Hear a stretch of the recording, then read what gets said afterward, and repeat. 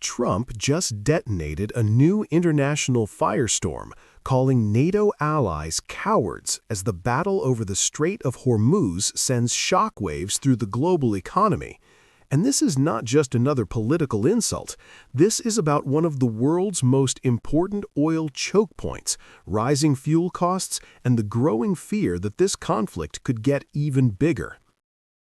In a public attack on America's allies, Trump accused NATO countries of complaining about high oil prices while refusing to help open the Strait of Hormuz.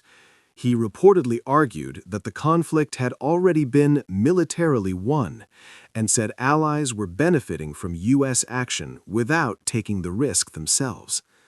Reuters says countries including Germany, Britain, France, Italy, the Netherlands, Japan, and Canada backed safe maritime passage, but only after the fighting stops.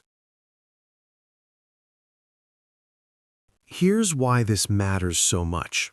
The Strait of Hormuz is one of the most critical shipping lanes on Earth. A huge share of the world's oil and gas moves through this narrow passage.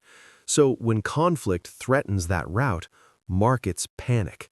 Traders immediately start pricing in shortages, shipping danger, and the possibility of a much wider regional energy shock. And that fear is already hitting the market. Reuters reported Brent crude nearing $110 on Friday, while other market coverage showed prices surging above $119 during the latest escalation. Even when prices briefly pulled back, they stayed elevated because investors still fear prolonged disruption, more attacks on energy infrastructure, and more inflation pressure worldwide. But America's allies are not rushing in.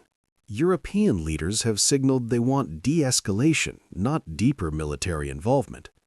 Reuters says some governments are willing to support maritime safety only after hostilities end, while leaders like France's Emmanuel Macron stressed international law and calming the crisis instead of expanding it. That leaves Trump more isolated and far more frustrated. And here's the bigger warning. This story is no longer just about Trump versus NATO. It's about whether the Middle East conflict spills even further into the global economy. Higher oil can mean higher fuel costs, more inflation, more pressure on central banks, and more pain for ordinary people far from the battlefield. So when Trump lashes out at allies over Hormuz, what he's really revealing is how dangerous this crisis has become. So now the question is simple.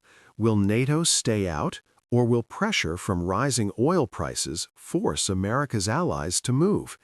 Because if the Strait of Hormuz remains a flashpoint, this crisis could hit everything from gas prices to global markets even harder. Let me know in the comments, is Trump exposing NATO weakness or making the crisis worse? Subscribe for fast-breaking updates.